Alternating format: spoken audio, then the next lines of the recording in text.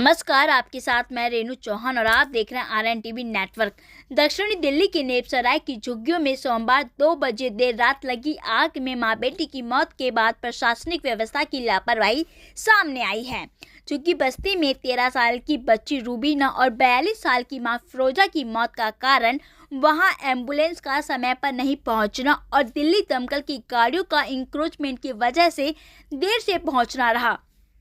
1.5 साल पहले भी इसी झुग्गी में लगी आग में एक घोड़े की मौत हो गई थी और 500 झुग्गी जल गई थी। इस बात का खुलासा बच्चों और हाशिए पर रह रहे लोगों के लिए काम करने वाली संगठन अलायंस और पीपल्स राइट्स की संयोजक रीना बनर्जी, संतलाल, शांतनु और पंकज सिंह ने बुधवार को प्रेस क्लब में आयोजित प्रेस कॉन्फ्रेंस में कही। आइए दिखाते हैं पूरी खबर। जी, मेरा नाम संतलाल है और मैं सक्षम से सक्षम। मेरा नाम रीना बनर्जी और मैं नक्सल। मेरा नाम शांतनु, मैं क्राई से हूँ, चाइल्ड राइट्स से हूँ। मेरा नाम पंकज सिन्हा है और मैं people's action for change and empowerment page से हूँ।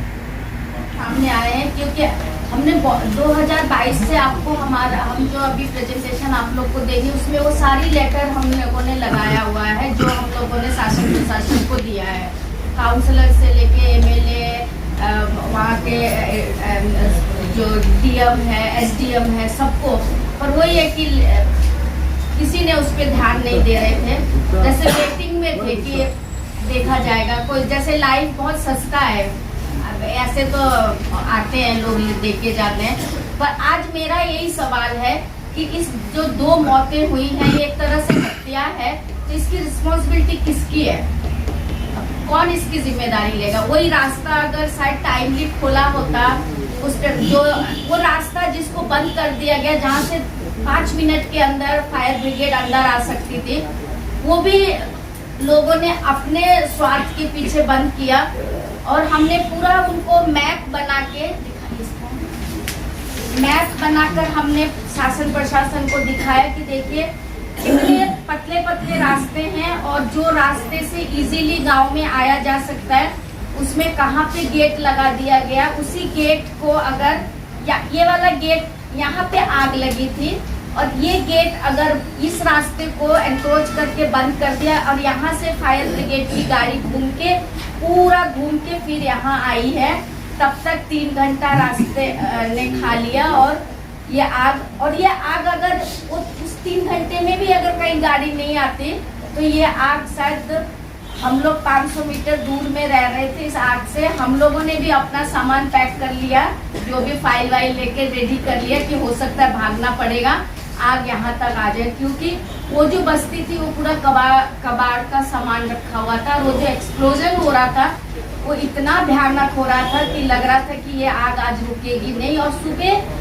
19 गाड़ियां आई दमकल की और 19 गाड़ियों ने जाके सुबह तक वो आग को बुझाया। तो 1 बजे का लगा हुआ आग सुबह तक वो आग को बुझाया गया। तो आप सोचिए कि कितना भयानक स्थिति हुआ।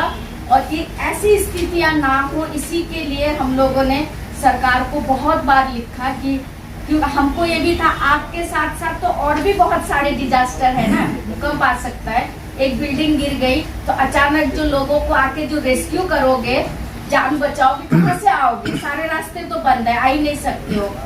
किसी के घर में अगर पानी की जरूरत है, पानी नहीं आ रहा है तो टैंकर नहीं आ सकता है उस कॉलोनी के अंदर। अगर बरसात में आप उस गांव में जाएंगे तो आपके पैर के साथ साथ ह्यूमन वेस्टेज भी साथ साथ लग के चलेगा। आप उस गंदगी से आपको निकलना पड़ेगा। सारी नालियों में ही बह रहा है, ना तो सीवर है, ना लोगों ने अपना पिट बनाया। तो ये राजधानी में रहते हुए इस तरह का दुर्दशा से हमें वो करना पड़ रहा है। प्रिपेयरनेस को लेके बहुत ज़्यादा काम नहीं हो पा रहे, ठीक है। स्कूल्स में हो रहे, बड़े बड़े स्कूल्स में आपको प्राइवेट स्कूल में इसको लेके बहुत सारे सेशंस होते हैं। मगर आप अगर देखेंगे ग्राउंड लेवल पे, स्लम लेवल पे, वहाँ पे इस तरह का इवेंट्स बहुत कम ही ऑर्गेनाइज किया जाता है।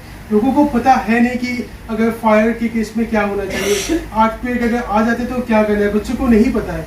तो आई थिंक हम लोगों को उस मुद्दे पे थोड़ा सा बात करना चाहिए, उस मुद्दे को उठाना चाहिए कि इमरजेंसी रेस्पॉन्स प्रिपेयर्डनेस को एटलीस्ट उन एरियाज में जहाँ पे रेगुलरली फायर का इंसिडेंट होता है, जिस तरह नेपसराय हो गया, अपना आउटर दिल्ली में बहुत से स्लम्स है जहाँ पे रेगुलरली आपका फायर इस तरह का आग लगने का घटना होता है। तो उसमें भी हम लोगों को थोड़ा सा मिलकर काम करना चाहिए, उस मुद्दे को उठाना भी चाहिए। संजना जी। हाँ, और सबसे जरूरी बात यह है कि आग लगी, दुर्घटना घटी, सिर्फ एक दिन का ये घटना नहीं है, जबकि इससे जो परिवार पीड़ित हुआ है, जिन परिवारों को घर से बेघर होना पड़ा है, या जिस घर में नुकसान हुआ है, जिस घर में कैजुअल्टी हुई है, वो घर जो है कई वर्षों पीछे चला गया है। एक तो उस तरह की भरपाई होना बड़ा मुश्किल हो पाता है। जो रास्ते की बात है, रास्ता जो है सिर्फ ये एक घटना है जो अभी तत्काल हो गई है, लेकिन मुझे लगता है कि इस तरह की घटनाएं और भी होती हैं। अगर प्रेग्नेंट लेडी को भी जाना है, अब रोड नहीं है, जाने का रास्ता नहीं है, या कोई गाड़ी नहीं आ सकती है, एम्बुलेंस नहीं आ सकती है, सुविधाएं नहीं पहुंच सकती हैं वहां तक, की बहुत बड़ी एक विडम्बना है कि दिल्ली जैसे शहर में एक गांव है और इस तरह के और भी कई गांव हैं जहां तक संसाधन तक नहीं पहुंच पा रहे हैं। मुझे लगता है इसकी आवाज़ को है सबको मिलकर के उठाना चाहिए और बात करनी चाहिए। और सिर्फ एक नेटवर्क का की जिम्मेदारी ही नहीं है, हम सबकी जिम्मेदारी नहीं, बल्कि आपकी भी उतनी जिम्मेदारी बनती है कि इस तरह के मुद्दों को सरकार से बात करें और इस तरह की जो बंद हो गई हैं गलियाँ, उनको वापस खुलवाया जाए, आने जाने का संसाधन मुहैया किया जाए और अनुसुविधाओं से जोड़ा जाए ऐसे गाँव। एक सेइंग है, if a child cries the whole world cries. लेकिन जब एक 12 साल की बच्ची की डेथ हो जाती है सिर्फ इसलिए क्योंकि उसको दिल्ली जैसी जगह में फायर ब्रिगेड ना पहुंच पाई और उसको हॉस्पिटल ना ले जा सकती, नहीं ले गई, तो आप समझ सकते हैं कि संजीदगी कितनी है, गंभीरता कितनी है इस पूरे मसले में।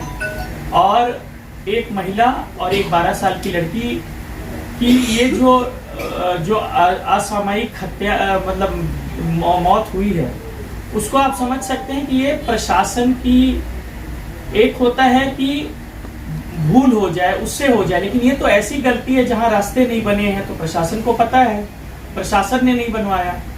और इस तरीके से ना केवल राइट टू लाइफ का पूरा वायलेशन हो रहा है वहां पर, ना केवल राइट टू लाइफ का वायलेशन हो रहा है, बल्कि एक जो आदमी को स्वतंत्रता के साथ जीने का, रहने का अधिकार है, पूरी जो बेसिक कम्युनिटीज होनी चाहिए उस एरिया, उस क्षेत्र में उस पूरी बेसिक कम्युनिटीज नहीं दी जा रही है, तो आप समझ सकते हैं कि वहाँ एजुकेशन और दूसरे इश्यूज का क्या हाल होगा। आज दिल्ली सरकार को या जो भी सरकारें हैं उनको ये तो कम से कम चाहिए कि इनको जो भी हो सके कंपनसेशन दे, पर्याप्त कंपनसेशन दे। लेकिन ये कंपनसेशन से बड़ा मुद्दा ये भी है कि आगे ऐसी घटनाएं दोबारा रिपीट ना हो, इसके लिए भी इमीडिएट एक्शन लिए जाए कि वहां पर जो भी प्रशासनिक सुविधाएं हैं, जैसे कि बोल रहे हैं कि वहां जगह नहीं है, तो इमीडिएटली वहां पे अगर आपको पता है जगह नहीं है तो ऐसी स्थिति में तो आपको और फायर ब्रिगेड वगैरह इंस्टॉल करके वहीं रखना चाहिए कि आराम से वहां पे चीजें पहुंच सके, टाइमली पहुंच सके, तो टाइमली इंटरवेंशन कर सके प्रशासन। और अगर कोर्ट्स भी इसमें सुओ मोटो एक्शन ले, तो मैं तो इसमें इस कॉन्फ्रेंस के माध्यम से ये चाहूंगा कि कोर्ट्स भी इसमें सुओ मोटो एक्शन ले और जितने भी अरिंग ऑफिशियल्स हैं, अरिंग गवर्नमेंट पर्सनल हैं, उनके अगेंस्ट स्ट्रिक्ट से स्ट्रिक्ट एक्शन लिया जाना चाहिए। पेपर में भी आया हुआ अनऑथोराइज्ड लैंड, और उसमें गांव वालों ने ही उसको कब्जा करके कुछ लोगों को बिठा दिया, उनसे भी रेंट ले रहे हैं। ठीक है, वो हमारा इशू है ही नहीं, कौन किससे रेंट ले रहा है, कौन किसने किसी को बिठाया, वो नहीं। हमारा प्रशासन से ये कहना है कि हमें रास्ता चाहिए, जो सिविक्स वो नहीं है वहाँ वो प्रॉपर बहाल करें। जो प्रशासन 1.5-2 साल से आपकी प्रॉब्लम है, एक PIL लीजिए, PIL में जितने प्रशासन को आपने लेटर्स लिखे हैं सारे लेटर्स को अटैच कर दीजिए और PIL डाल के कोर्ट में सबको बुलवा लीजिए। अदरवाइज अब तो कुछ हो नहीं सकता। सारा प्रशासन अगर सो रहा है DM से लेके और पार्षद तक, तो इन्हीं की जिम्मेदारी है समाज को संभालना।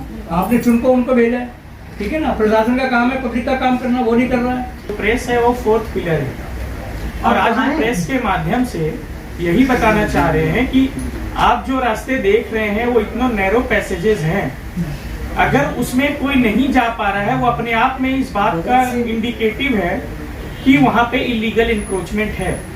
तो इंडिकेशन ही आपके लिए काफी है कि जो रास्ते, अगर नहीं तो अगर आप जैसे मान लीजिए यहाँ पे बैठे हैं तो जाने का पैसेज है, आप सीधा जाएंगे बाहर निकलेंगे, तो वो जो पैसेज अगर नहीं है, गाड़ियां नहीं आ पा रही है, सुविधाएं नहीं आ पा रही हैं, वो इस बात को सजेस्ट कर रहा है कि इलीगल इंक्रोचमेंट है।